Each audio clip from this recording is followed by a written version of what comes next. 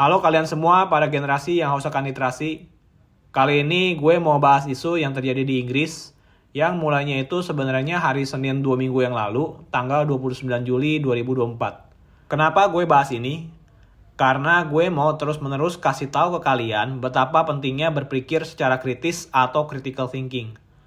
Kasus yang dari awalnya pembunuhan 3 orang anak kecil dan yang melukai 10 orang lainnya, yang seharusnya ini kategorinya pembunuhan atau homicide, tapi dibuat jadi politik dan malah nyangkut-nyangkutin isu ras yang malah menyebabkan ketegangan di antara warga negaranya sendiri. Perlu kalian ketahui dan camkan kalau orang-orang bule itu tidak lebih pintar dari kita ya. Mereka semua juga manusia yang perlu asupan literasi untuk melakukan fact-checking dan critical thinking supaya nggak melakukan aksi kekerasan pakai emosi. Dan gue harap kalian bisa meneliti kasusnya dari awal kejadiannya kayak gimana sampai habis. Dan gue juga bakal nyertain pendapat gue juga sih soal hal ini. So, let's take a closer look.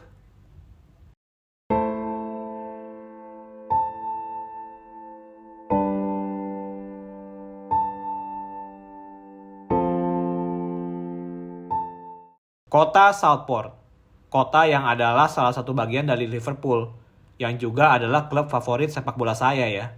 Itu terjadi kerusuhan yang bisa dibilang tingkat terornya itu udah tinggi. Gue mau mulai dulu dari awal kejadiannya, kenapa kok jadi kerusuhan? Kenapa bukan diinvestigasi sebagai kasus hukum yang berfokus sama korban-korbannya dan kasih privasi buat keluarganya?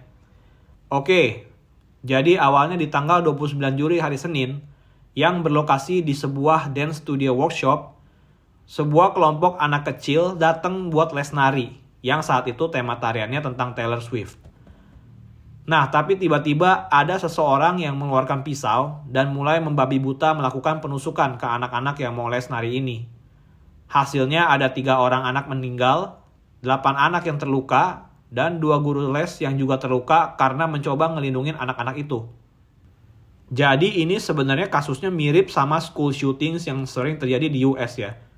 Ada anak yang tiba-tiba jadi gila, terus ngamuk dan ngelakuin aksi ini dan ngerusak keharmonisan komunitas di sana.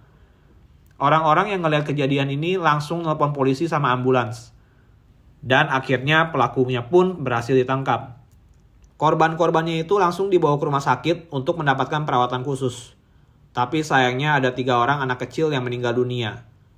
Korban-korbannya yang meninggal dunia adalah Elsie Stancombe yang berumur 7 tahun.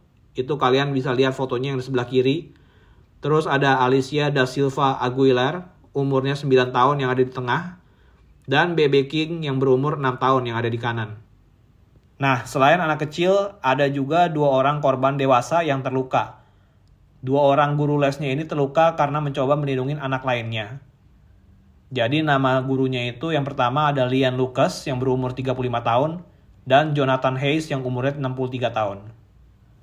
Polisi yang udah berhasil nangkep pelakunya itu langsung ngebawa ke kantor polisi buat diinvestigasi lebih lanjut. Tapi di luaran sana udah banyak masyarakat yang ngambil video kejadian ini dan diupload di sosial media.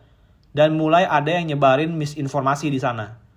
Jadi kalau dari informasi yang salah ini, pelakunya itu orang berkulit hitam yang namanya Ali Al-Shakati, seorang pengungsi yang beragama muslim.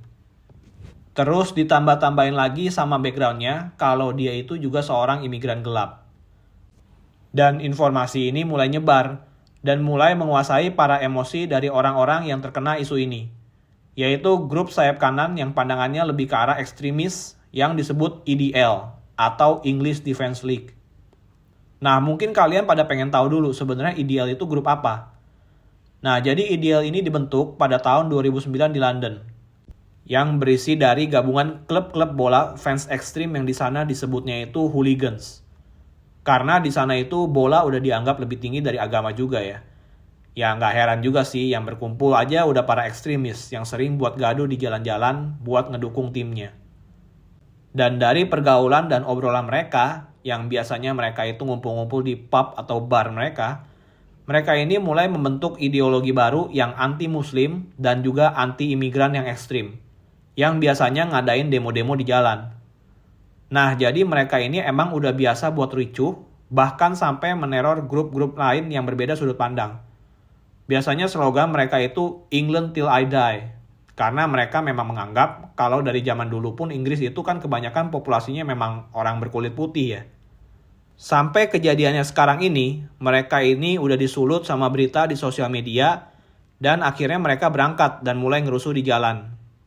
Di jalan ini mereka nyerang polisi-polisi yang ngejaga, nimpuk-nimpukin mereka pakai batu ya. Terus mereka juga nyerang masjid-masjid di sana, ngebuat keharmonisan orang-orang yang beribadah di sana malah jadi ketakutan.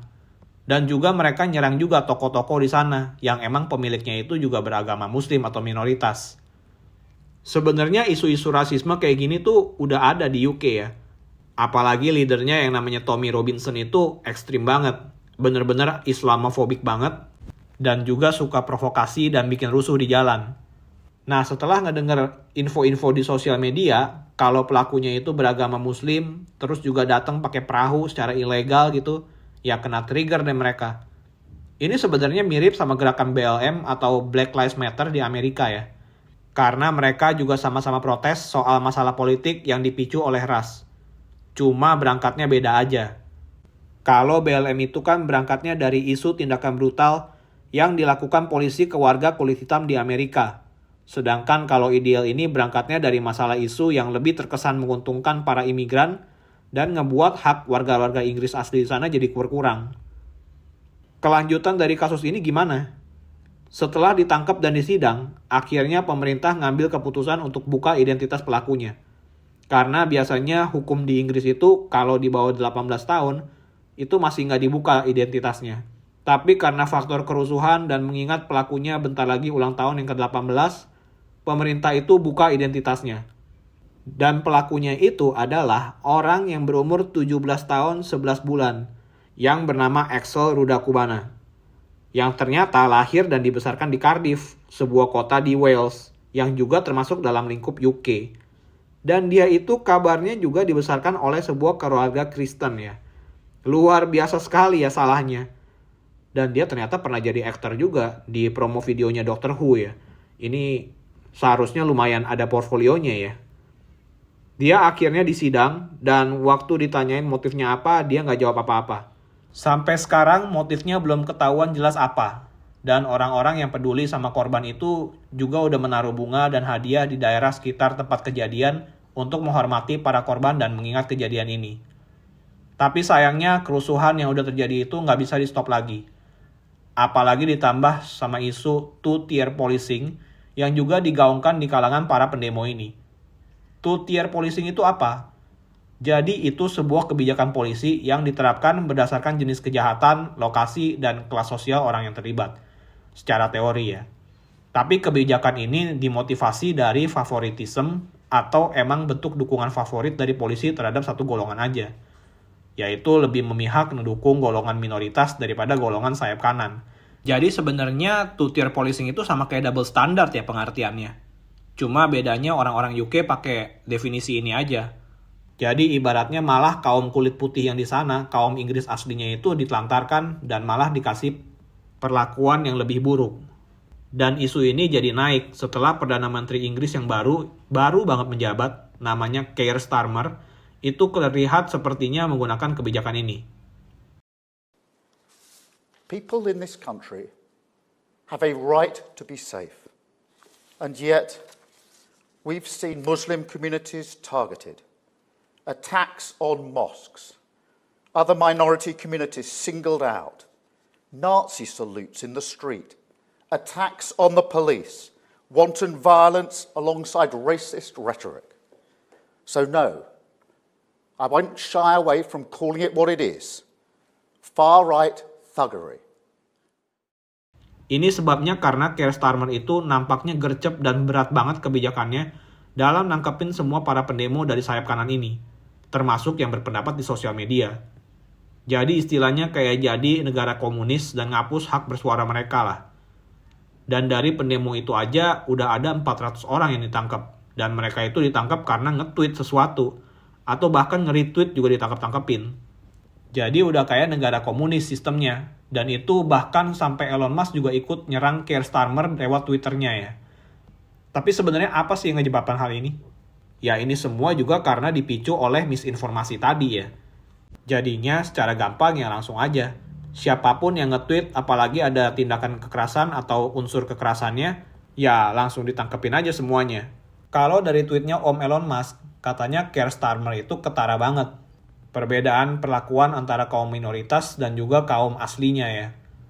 Tapi hal ini ngebuat Komisioner Polisi Metropolitan UK buka suara. Kalau sebenarnya two-tier policing ini nggak ada. Dan selama ini polisi itu hanya bersikap independen. Karena serangannya itu nggak cuma dari sayap kiri aja, tapi dari sayap kanan juga. Dan dia juga bilang kalau ada orang-orang dari US yang melakukan online post yang mengandung unsur kekerasan, mereka itu bakal diekstradisi ke UK ya. Buat supaya dipenjara juga di UK. Jadi situasinya emang udah political banget kalau menurut gue sih. In Russia last year, 400 people were arrested for things that they said on social media. 400 people in Russia. Obviously, this country is very different. How many people do you think were arrested in Britain for things they said on social media last year? Go on. Take a guess. I have no idea. 3,300. Really? Arrested for what they'd said on social media? Oke, kalau kita nyoba ngelihat dari sisi kaum minoritasnya, contohnya kayak di video ini nih, para pendemo pro-Palestina yang lagi demo di depan Foreign Office di UK. Itu kelihatannya emang lebih beradab sih justru. Nggak bertindak anarkis kayak yang sayap kanan ini, jadinya ya polisinya mungkin nggak bertindak karena hal ini. Dan itu pun gue lihat juga masih ada yang ditangkap ya, jadi sepertinya perlakuannya masih sama dan belum terlihat ada keberpihakan ya. Sedangkan kalau di X itu beredar simpang siur berita kalau ada kaum minoritas yang memperkosa orang udah bebas. Sedangkan ada 2 orang lainnya yang cuma ngepost doang tapi dipenjara selama 1 tahun. Apakah mungkin ada kasus-kasus yang seperti ini? Mungkin dari kalian bisa bantu, kalau ada yang lebih paham soal two-tier policing ini boleh bantu dijawab di kolom komentar ya. Supaya gue juga bisa tahu. Karena ini video kan awalnya tentang kasus pembunuhan ya. Ini jadi kasus kerusuhan juga gue bingung. Sampai saat ini, grup dari EDL yang terus diprovokasi sama Tommy Robinson ini juga terus ngebawa pendemo ini dari berbagai kota di Inggris. Jadi udah bukan cakupannya Southport doang, tapi udah ke kota-kota lain kayak Manchester, Liverpool, Hull, Sunderland, sama Belfast. Kayaknya hampir semua kota ya. Di list juga ada yang terakhir gue lihat. Belum lagi ada grup-grup sayap kiri ini juga ikut turun buat quote-unquote ngelawan para pendemo ini. Jadinya ya makin rusuh karena bawaannya udah perang ideologi. Hasil dampak setelah selesai hal ini tuh ngebuat bisnis-bisnis di sana jadi rugi sama rusak. Malah mungkin ada yang harus tutup karena kena masalah ini. Udah chaos banget kondisinya. Bahkan ada juga gosip yang beredar di sosial media yang bilang kalau ini semua dibuat sama Mossad, sebuah grup anti-terorisme di Israel yang katanya menggunakan hal ini buat pengalihan isu. Tapi itu kan teori konspirasinya ya. Yang namanya teori kan harus tetap dibuktiin dulu ya. Apalagi beredarnya di platform sosial media yang juga rentan sama hoax, kayak yang terjadi sama grup EDL ini. Bahkan sampai per hari ini pun, baru terjadi juga penusukan di Leicester Square yang ngelukain 2 orang korban. Dan juga di Irlandia Utara itu ada juga nasionalis muda yang ngelempar molotov ke arah polisi sampai ngebuat 10 orang polisi itu luka-luka.